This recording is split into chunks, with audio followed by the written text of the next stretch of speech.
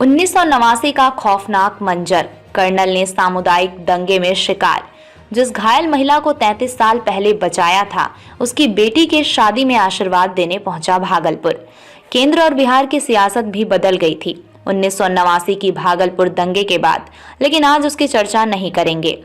चर्चा उन फरिश्ते की, मैसेंजर ऑफ गॉड की, जो J&K लाइट इन्फेंट्री में तब मेजर थे।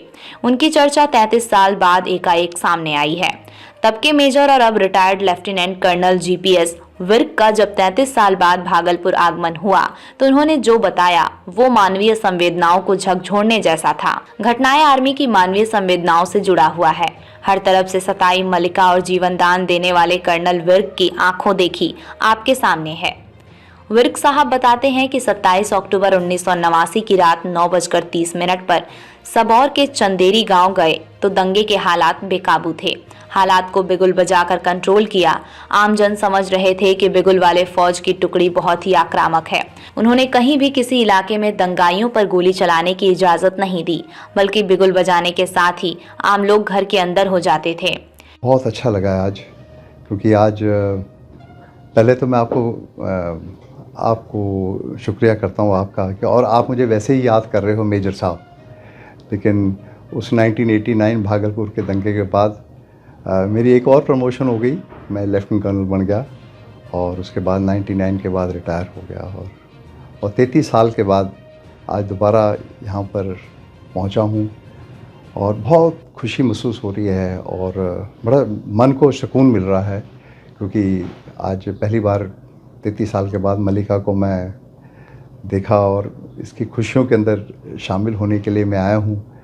और इसके बेटे की शादी है और बहुत ही अच्छा लग रहा है, बहुत ही अच्छा लग रहा है। मलिका ने क्या कहा? पहले मिलते तो हम दोनों एक दूसरे को, उसको जब मैंने देखा उससे तो कोई शब्द ही नहीं निकला उसके मुंह से, बस मेरे गले लग गई। कहते कि आप हैं तो हम हैं।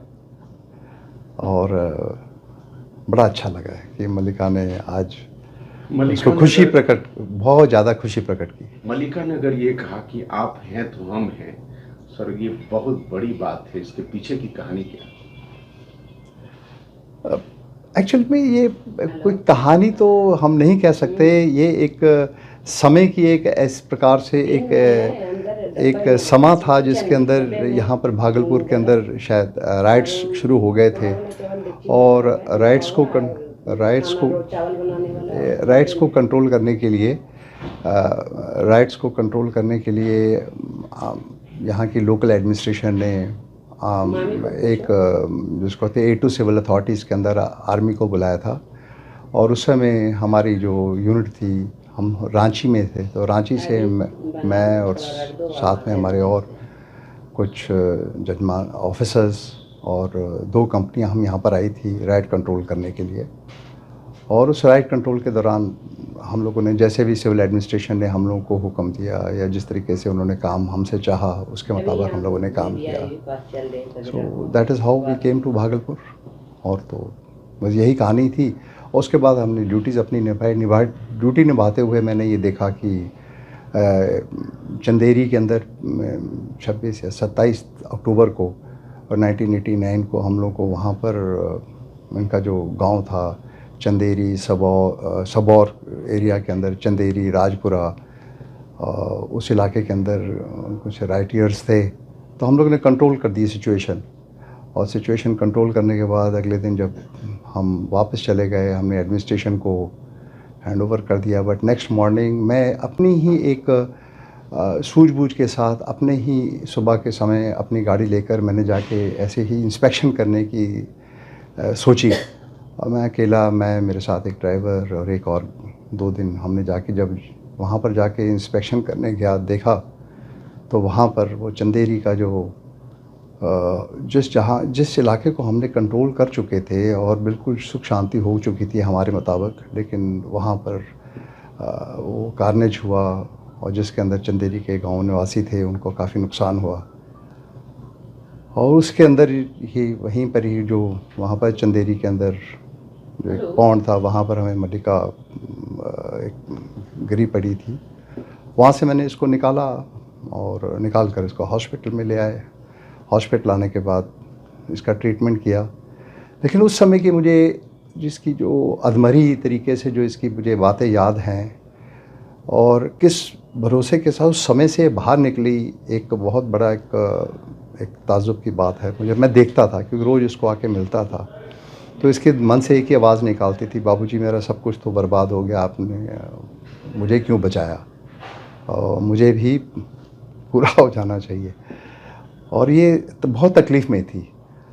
और इसकी जो उस समय उस हालात को देखते हुए, फिर इसकी सेफ्टी सिक्योरिटी देखते हुए एडमिनिस्ट्रेशन ने इसको दानापुर में ले गए, वहाँ मिलिट्री हॉस्पिटल में भी ट्रीटमेंट हुआ। भाई माना राखी भेजती हैं, ये क्या है? वो ये बड़ा इंटरेस्टिंग है कि लास्ट जो इस साल 2023 इसी साल इसको थोड़े दिन पहले ही पता लगा कि हम कायम हैं ज़िंदगी में। इसके पास इंफॉर्मेशन ये थी कि कि कारगिल की किसी लड़ाई, जब 1999 में जो लड़ाई हुई है कारगिल में, इसको कहीं एक खबर मिली कि 99 में हम मार्टियर हो गए हैं, हम शहीद हो चुके हैं। तो उसके बाद ये भी अपने रही, लेकिन कहीं फिर धीरे से धीरे इनको फिर पता लगा यहाँ पर खबर में। आफ्टर ऑल भागलपुर कहाँ अलग थलग है यहाँ पर, तो यहाँ पर इसको पता लगा। इसने फिर इस राखी के समय पर मुझे कॉल किया। एक हमारा जो ड्राइवर था मेरा उस समय, उस ड्राइवर ने मुझे बताया कि मलिका का अब पता लगा है कि आप सही सलामत हैं। और उसके बाद फिर हमारा ये कम्युनिकेशन हुआ और उसमें फिर इन लोगों ने मिलके, पता नहीं इसको तो नहीं कंप्यूटर पता होगा, लेकिन इसके बच्चों ने, मुझे लग रहा है कि वो इसकी एक वीडियो बनाई होगी, बेटे ने या बेटी ने बनाई, और वो फिर मेरे पास भेजी और मैंने अपनी फेसबुक में वो फिर वीडियो को लगाया हुआ है। और आज तक उसको बड़ा एक मैं अहमियत देता हूँ, क्योंकि इसके अंदर उसने एक बहन भाई का एक रिश्ता अपने आप ही इसने क्रिएट किया। इसकी अपनी खुद की क्रिएटिविटी है, चाहे वो, तो मेरे हिसाब से तो एक बहुत बड़ी बात है। और इसीलिए भी जब इसने ये रिश्ता एक कायम कर दिया तो मेरा भी एक रिश्ता बन गया। और आज हम उस वक्त जब मेजर विर्क को प्यास लगी तो चंदेरी गांव में मलिका ने अपने घर से एक लोटा में पानी दिया। प्यास बुझाकर मेजर साहब पूरे प्लाटून के साथ सबौर स्कूल के कैंप में चले गए। लेकिन दूसरे दिन यानी 28 अक्टूबर 1989 को 8:30 पर सुबह जब मेजर साहब दंगाग्रस्त इलाके का मुआयना करने उसी चंदेरी गांव पहुंचे तो तब के जलकुंभी वाले तालाब से एक रूहानी आवाज आई, बाबू मुझे बचा लीजिए।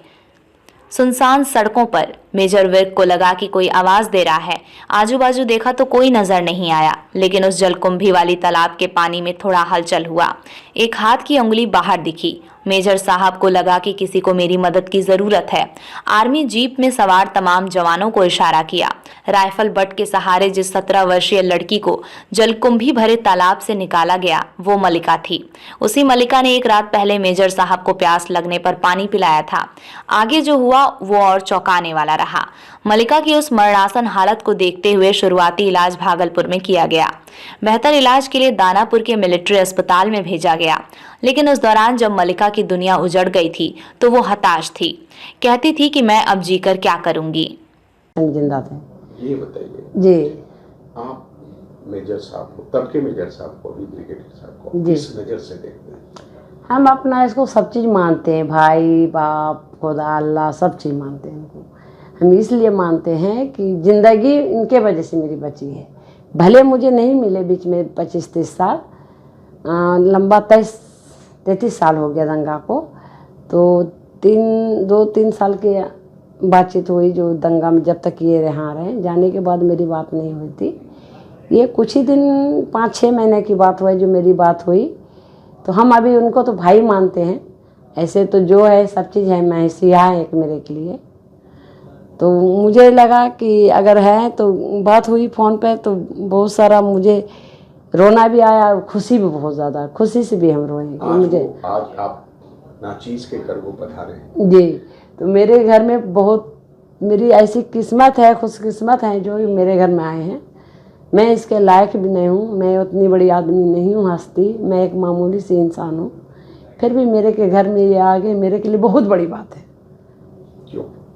क्योंकि मेरा सब चीज़ है, निकालने वाला ये, बचाने वाला ये, अगर हंसती खिलती ज़िंदगी है तो इन्हीं का दिन है।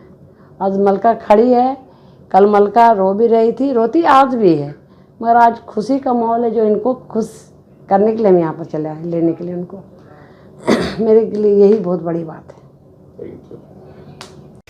सर, उस वक्त जब आप थे, आपको गोली चलाने का मौका नहीं लगा, लेकिन भागलपुर दंगे को आपने कंट्रोल कर लिया। वो कैसा चीज था जिसकी वजह से आपने बचा लिया?